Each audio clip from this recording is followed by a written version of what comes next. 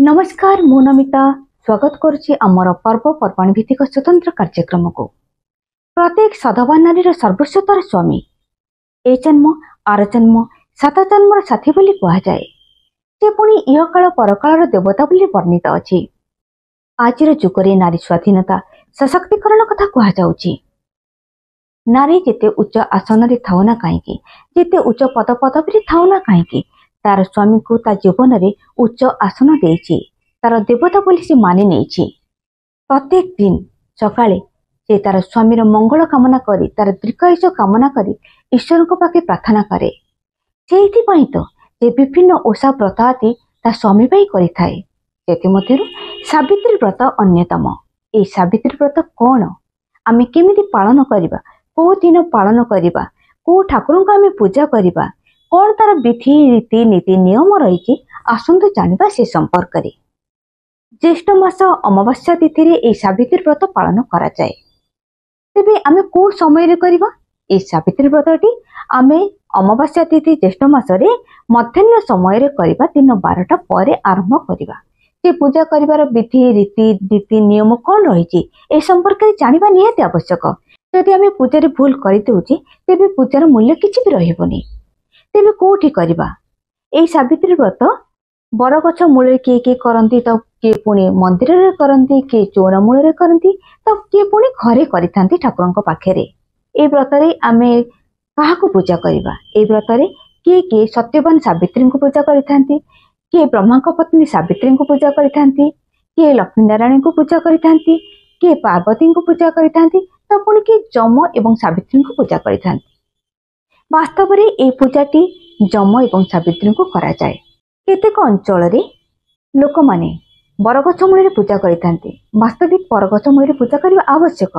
जदि आपण से सुविधा पाउ नांती, बरगछ मूल पूजा करि पारु नांती, तेबे घरे आपण सेहि भली परिवेशटे सृष्टि करंतु। गोटे बरडाला आनंतु, ताकू धोईकी घरे रखंतु।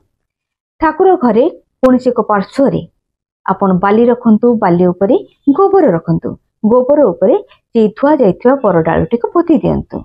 सेथिरे नाली एवं कला रंगर करिया कपड़ा आनी से बरडाल रे गुड़ी दियंतु, जार लंब 3.5 हाथ होइथिबा आवश्यक।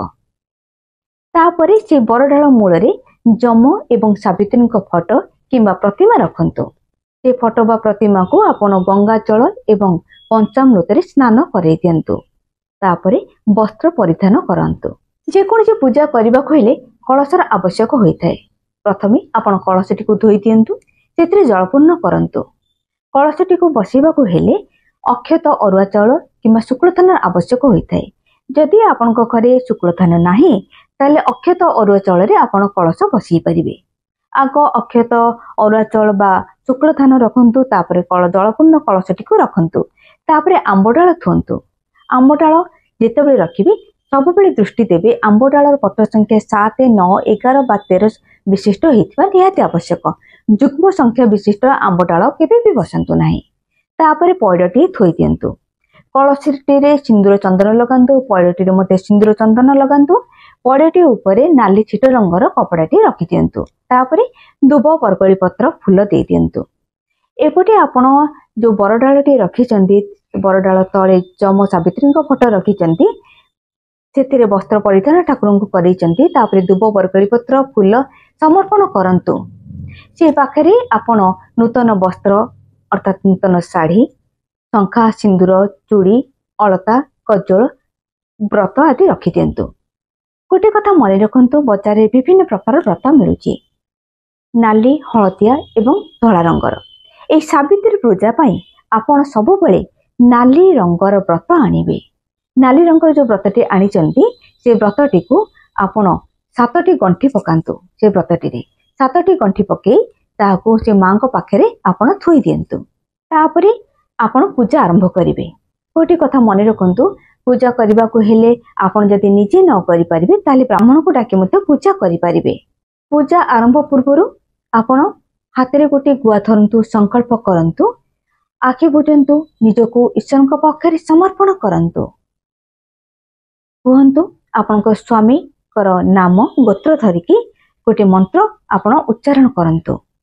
ओम सूर्यपुत्राय विद्महे महाकालाय धीमहि तन्नो जम प्रचोदयात्। ଏହି ମନ୍ତ୍ରଟିକୁ ଆପଣ 7, 21 କିମ୍ବା 108 ଥର ଜପ କରନ୍ତୁ। ଜପ କରିସାରିକି ଆପଣ ଯେଉଁ ଗୁଆଟି ଧରିଛନ୍ତି ସେ ଗୁଆଟିକୁ ଯମଦେବତାଙ୍କ ପାଦ ତଳେ ଥୋଇ ଦିଅନ୍ତୁ। ଆପଣଙ୍କର ସ୍ୱାମୀଙ୍କର ଯାହା ଗ୍ରହ ରିଷ୍ଟ ଥିବ ଖଣ୍ଡନ ହେବ। ଅମାବାସ୍ୟା ତିଥି ହେଉଛି ଶନିଦେବଙ୍କର ପ୍ରିୟ ତିଥି। ସେଦିନ ଆପଣ ଶନିଦେବଙ୍କୁ ମଧ୍ୟ ପୂଜା କରିପାରିବେ। ସେଦିନ ଶନିଦେବଙ୍କୁ ଆପଣ ତେଲାଭିଷେକ ମଧ୍ୟ କରିପାରିବେ। ଯଦି ଆପଣଙ୍କ ସ୍ୱାମୀଙ୍କର କିଛି ଗ୍ରହ ରିଷ୍ଟ ରହିଛି ତେବେ ସେଦିନ ଆପଣ ନବଗ୍ରହ ପୂଜା ମଧ୍ୟ କରିପାରିବେ। ସେଇ ସାବିତ୍ରୀ ବ୍ରତ ସମୟରେ ସେ ଯେଉଁ ଆପଣ ବରଡାଳ ରଖିଛନ୍ତି ଠାକୁରଙ୍କୁ ସ୍ଥାପନ କରିଛନ୍ତି ତା ସମ୍ମୁଖରେ ଏକ ମଣ୍ଡଳ ପ୍ରସ୍ତୁତ କରନ୍ତୁ। ଚାଉଳରେ 7 ରଙ୍ଗ ବିଶିଷ୍ଟ ମୁରୁଚରେ 9ଟି ଘର କାଟନ୍ତୁ। ସେଥିରେ 9ଟି ଗୁଆକୁ ସ୍ଥାପନ କରନ୍ତୁ। ନବଗ୍ରହଙ୍କୁ ଆପଣ ଆବାହନ କରନ୍ତୁ। ସେଥିରେ ଦୁବ, ଫୁଲ, ବରକୋଳି ପତ୍ର ଆଦି ସମର୍ପଣ କରନ୍ତୁ। ଆମେ ଯେକୌଣସି ପୂଜା କରୁ ଭୋଗର ଆବଶ୍ୟକ ହୋଇଥାଏ। ଭୋଗ କ'ଣ କରିବେ? ବିଭିନ୍ନ ପ୍ରକାର ଫଳ, ନଡ଼ିଆ, କଦଳୀ, ସପୁରୀ, ସେଉ, ଅଙ୍ଗୁର, ଲିଚି ଯାହା ଯାହା ଫଳ ରହିଛି ସେଦିନ ଆପଣ ଆଣି ପୂଜାରେ ଭୋଗ ଲଗାଇବେ। ଆହୁରି ମଧ୍ୟ ସବୁଠୁ ବଡ଼ କଥା ବିଶେଷ କଥା ରହିଛି, ସାବିତ୍ରୀ ବ୍ରତରେ ଆମେ ଧୁଆ କଞ୍ଚା ମୁଗ ଭୋଗ ଭାବରେ ବ୍ୟବହାର କରିଥାଉ। ଏହି କଞ୍ଚା ମୁଗକୁ ମଧ୍ୟ ଆପଣ ଭୋଗ ଲଗାଇବେ। ତାପରେ ଧୂପ, ଦୀପ, ନୈବେଦ୍ୟ ଦେଇ ପୂଜା ଆରମ୍ଭ କରନ୍ତୁ। ବହି ପଢ଼ନ୍ତୁ। ସବୁବେଳେ ମନେ ରଖନ୍ତୁ, ଯେତେବେଳେ ଆପଣ ପୂଜା କରିବେ ଆଖି ବୁଜି ଈଶ୍ୱରଙ୍କୁ ଧ୍ୟାନ କରନ୍ତୁ। ନିଜକୁ ସମ୍ପୂର୍ଣ୍ଣ ଭାବରେ ଈଶ୍ୱରଙ୍କୁ ସମର୍ପଣ କରନ୍ତୁ। ତାପରେ ପୂଜାଟିକୁ ଆପଣ ଆରମ୍ଭ କରନ୍ତୁ। ବହି ପଢ଼ନ୍ତୁ। ଭୋଗ, ଦୀପ, ଧୂପ, ନୈବେଦ୍ୟ ଦେଇ ଆପଣ ପୂଜାଟିକୁ ଶେଷ କରନ୍ତୁ। ପୂଜା ଶେଷ ପରେ ଆପଣ ଯେଉଁ 7ଟି ଗଣ୍ଠି ପକାଇ ବ୍ରତଟି ରଖିଛନ୍ତି ସେ ବ୍ରତଟିକୁ ଆଣି ହାତରେ ଦକ୍ଷିଣ ହସ୍ତରେ ସେ ବ୍ରତଟିକୁ ବାନ୍ଧିବେ। ତାପରେ ଶଙ୍ଖା ସିନ୍ଦୁର ଯେଉଁ ପୂଜା କରିଛନ୍ତି ତାକୁ ଲଗେଇବେ ଆଉ ନୂତନ ଶାଢ଼ୀ ପରିଧାନ କରିବେ। ପୂଜା ସରିଲା ପରେ ଆପଣ ଈଶ୍ୱରଙ୍କୁ ପ୍ରଣାମ କରିବେ। ତାପରେ ଘରେ ଥିବା ଗୁରୁଜନଙ୍କୁ ପ୍ରଣାମ କରିବେ। ସ୍ୱାମୀଙ୍କୁ ମଧ୍ୟ ପ୍ରଣାମ କରିବେ। ଏଇଠି ଗୋଟେ କଥା କହୁଛି, କେବଳ ସାବିତ୍ରୀ ବ୍ରତରେ ଆପଣ ସ୍ୱାମୀଙ୍କୁ ପ୍ରଣାମ କରୁଛନ୍ତି ତା ଠିକ କଥା, କିନ୍ତୁ ସବୁଦିନ ଯଦି ସକାଳେ ସ୍ନାନ ପରେ ଆପଣଙ୍କ ସ୍ୱାମୀଙ୍କୁ ପ୍ରଣାମ କରନ୍ତି ତାହେଲେ ସ୍ୱାମୀଙ୍କର ଆଶୀର୍ବାଦ ଆପଣଙ୍କ ଉପରେ ରହିବ। ସ୍ୱାମୀଙ୍କର ଭଲ ପାଇବା ମଧ୍ୟ ଆପଣଙ୍କ ଉପରେ ରହିବ। ଗୋଟେ କଥା କହିବାକୁ ଭୁଲିଗଲି, এই ପୂଜାଟି ଯେତେବେଳେ ଆପଣ କରିବେ ମଧ୍ୟାହ୍ନ ସମୟରେ କରିବେ। ଦିନ 12ଟାରେ କରିବେ। 12ଟା ପରେ କରିବେ, କିନ୍ତୁ ତା ପୂର୍ବରୁ କେବେ এই ପୂଜାଟି କରିବେ ନାହିଁ। ଆଉ ଗୋଟେ କଥା ବିଶେଷ ଭାବରେ ଧ୍ୟାନ ଦିଅନ୍ତୁ, ଆମେ ଯେକୌଣସି ଦିନ ଯେଉଁ ପୂଜା ବ୍ରତ ଆମେ କରୁଛେ ସେଦିନ ସ୍ନାନ କରିସାରିଲା ପରେ ଶୃଙ୍ଗାର କରିବେ, ଅର୍ଥାତ୍ ନିଜକୁ ସଜେଇ ନେବେ। ଶଙ୍ଖା, ସିନ୍ଦୁର, ଶାଢ଼ୀ, ଚୁଡ଼ି, ଅଳତା ଲଗେଇ ନିଜକୁ ସଜେଇ ନେବେ। ଯେତେବେଳେ ଯେଉଁ ପୂଜା କରୁଛନ୍ତି ସବୁବେଳେ ମନେ ରଖିବେ, ପୂଜା କରିବା ସମୟରେ ଆପଣ କେବେ ମଇଳା, ଚିରା, ଫଟା ସିଲେଇ ଶାଢ଼ୀ ପିନ୍ଧିବେ ନାହିଁ। ସବୁବେଳେ ଧୁଆ ବସ୍ତ୍ର ପିନ୍ଧିବେ। ଯଦି କୌଣସି ବ୍ରତ କରୁଛନ୍ତି, ଓଷା ଉପାସ କରୁଛନ୍ତି, ନୂତନ ଶାଢ଼ୀ ପରିଧାନ କରୁଛନ୍ତି ଆଉ ଠିକ କଥା। ଯଦି ନୂତନ ଶାଢ଼ୀ ପରିଧାନ କରିପାରୁନାହାନ୍ତି ତାହେଲେ କେବେ ଚିରା, ମଇଳା ସିଲେଇ ଶାଢ଼ୀ ପିନ୍ଧନ୍ତୁ ନାହିଁ। ତେବେ ଆମେ ସେଦିନ କ'ଣ ଖାଇବା? ଭୋଗ ତ ଲଗେଇଲେ ବିଭିନ୍ନ ପ୍ରକାର ଫଳ, ତ ଆମେ ସେଦିନ କ'ଣ ଖାଇବା ଆଉ କ'ଣ ଖାଇବା ନାହିଁ? ମନେ ରଖନ୍ତୁ, ସେଦିନ କଦାପି ଆପଣ ପାକ ଜିନିଷ ଖାଇବେ ନାହିଁ। ପାକ ଜିନିଷ ଅର୍ଥାତ୍ ରୋଷେଇ ହେଇଥିବା ଜିନିଷ କେବେ ଖାଇବେ ନାହିଁ। ସେଦିନ ଆପଣ କଞ୍ଚା ମୁଗ, ଯେଉଁ ବତୁରା ଯାଇଥିବା ମୁଗ ଖାଇବେ। ଯଦି ମୁଗ ଖାଇପାରୁନାହାନ୍ତି ତ ବତୁରେଇ ଥିବା ଶାଗକୁ ମଧ୍ୟ କଞ୍ଚା ଶାଗକୁ ଖାଇପାରିବେ ଆଉ ବିଭିନ୍ନ ପ୍ରକାର ଫଳ ଖାଇପାରିବେ। ଆପଣ ଏଇଠି କହିପାରନ୍ତି, ଯଦି ଜଣେ ରୋଗୀ ଥିବେ ସେ କ'ଣ ଖାଇବେ? କଥାରେ ଅଛି ଅକାଳେ ନିୟମ ନାସ୍ତି। ରୋଗୀଟିଏ ସେ ସାତ୍ୱିକ ଆହାର ଗ୍ରହଣ କରିପାରିବେ। ପରଟା ହଉ, ପୁରୀ ହଉ କିମ୍ବା ଅରୁଆ ଭାତ ମଧ୍ୟ ଖାଇପାରିବେ। ଗର୍ଭବତୀ ନାରୀଟେ ଯଦି ସେ ଉପାସ କରିପାରୁନାହିଁ, ସେ ଫଳମୂଳ ଖାଇ ରହିପାରୁନାହିଁ, ସେ ମଧ୍ୟ ସେହିପରି ଖାଦ୍ୟ ଖାଇପାରିବେ। ତେବେ ଆମେ ସେଦିନ କ'ଣ ଖାଇବା ନାହିଁ? ସବୁବେଳେ ମନେ ରଖନ୍ତୁ, ଆମେ ସେଦିନ କଦାପି ଆମିଷ ଭୋଜନ କରିବା ନାହିଁ, କୌଣସି ରନ୍ଧା ଖାଦ୍ୟ ଖାଇବା ନାହିଁ, କି ପିଆଜ ରସୁଣ ଖାଦ୍ୟ ଖାଇବା ନାହିଁ। ଆଉ ପୂଜା ଦିନ ଆମେ କ'ଣ କ'ଣ କରିବା ନାହିଁ? ନିହାତି ନୀତି ନିୟମ ବିରୁଦ୍ଧ। ସେଦିନ ଆମେ କାହା ସହିତ କଳି ଝଗଡ଼ା କରିବା ନାହିଁ। ପର ବିରୁଦ୍ଧରେ କୌଣସି ଚର୍ଚ୍ଚା କରିବା ନାହିଁ। ପର ବିରୁଦ୍ଧରେ କୌଣସି ଗପିବା ନାହିଁ। କାହାକୁ ସମାଲୋଚନା କରିବା ନାହିଁ କି କାହାଠାରୁ ପର ଚର୍ଚ୍ଚା, ପର ନିନ୍ଦା ଶୁଣିବା ନାହିଁ। ଯଦି କୌଣସି ଜାଗାରେ କୌଣସି ଗଣ୍ଡଗୋଳ ହେଉଛି ଆମେ ସେ ସ୍ଥାନକୁ ମଧ୍ୟ ଯିବା ନାହିଁ। ସବୁବେଳେ ସେଦିନକୁ ଧ୍ୟାନ ଦେବା ଉଚିତ। ଆମେ ଭଲରେ, ସୁଖରେ, ଆନନ୍ଦରେ, ହର୍ଷୋତ୍ଫୁଲ୍ଲିତ ଭାବରେ ସେ ଦିନଟିକୁ କଟେଇବା। आउ कौन कौन से दिन आम करवा उचित से दिन जदि पारुछंती आपण सधवा नारी को सिंदूर शंखा चूड़ी गिफ्ट भाव दिंतु जहाँफल आपणकर स्वामींकर आयु वृद्धि हेब। केतेक भावती जे ए सावित्री व्रतरे बाप घर भार आसवा निहाती उचित वास्तव में नुहे। जितेबाला झीटी ओषा करे खुशी मनरे ता बापा कि भाई झीटी को शाढ़ी फलमूल दे था किंतु एसबू आसवा बिल्कुल बाध्यबाधकता नहीं। जदि आपंकर शक्ति सामर्थ्य ना शाढ़ी खंडी करने तेबे मन दुख करतुनि। जदि आपण पाखे नड़िया कदली अच्छी तेबे ताको भोग भाव पूजा करंतु ईश्वर को पाखे निजको समर्पण कर दिंतु। शुद्ध पूत मनरे आपण ईश्वर को पूजा करंतु। यही तो गला आम से दिन कौन करवा कौन करवानी कौन खाइबा कौन खाइबानी ए संपर्क तो आम जानिले। गोटे कथा मन रखु आम जितेबाला पूजा करुचे पूजा पूर्व दिन को आम एक बार भाव कही था एक बार भाव आम पालन कर पूजा पूर्व दिन आम सात्विक भोजन करने निहाती आवश्यक तापुणी गोटे वक्त खाइबा आवश्यक से एक बार कहुए। पूजा पूर्व दिन आम गोटे वक्त खाद्य ग्रहण करवा। पूजा दिन तो सावित्री पूजा दिन आम कौन कौन कथा कौन कौन कार्य कले तो आपण मैंने जानिले।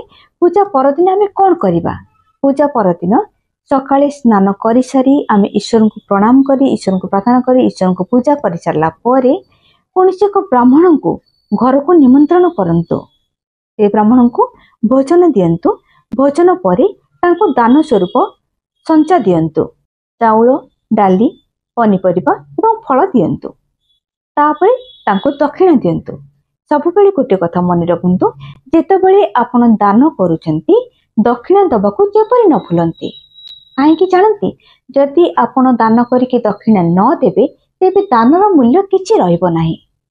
जेमती ईश्वर को पूजा करने समय तुलसी नदेले पूजार मूल्य रुहे नहीं से भाव में आपण जहाँ दान दौरान दक्षिणा नदेले दानर मूल्य किछि रहे नहीं। से आपण दक्षिणा स्वरूप 11 हो 21 हो 31 हो 51 कि 101 जेतिकी आपण शक्ति सामर्थ्य अच्छी से टंका आपण से ब्राह्मण को दक्षिणा दियंतु। दक्षिणा दे सारा पर ब्राह्मण को चरण स्पर्श करी प्रणाम करंतु। तापरे आपण जो हाथ रे व्रतटी पिंधि चंती से व्रतटी को आपण कौन करिवे से व्रतटी को आपण हाथ रे वर्षे जाई रखि पारंती नचेत से व्रतटी को हाथ रु काढी नदी पानी रे विसर्जन करि पारंती। किंतु गोटे कथा मन रखंतु हाथ रु केबे गुरुवार दिन व्रत काढिबे नाही। एपरि भाबरे आपण जदि सावित्री व्रत पालन करंती ताहले आपनक स्वामीकर दीर्घ आयु हबो स्वामीकर मंगल हबो स्वामी सुस्थ निरोग रहिबे। दर्शक बंधु आज कार्यक्रम को मुझे रखुची ता पूर्व मु ईश्वर को प्रार्थना करुची आपण परिवार मंगल हो आपण स्वामी मंगल हो दीर्घायु हो आपण जीवन सुखमय मंगलमय हो सुख शांति आपण जीवन कटू एतिक ईश्वर पाखे प्रार्थना करुची। मोर होची आपण विदाय दियंतु नमिता को। नमस्कार।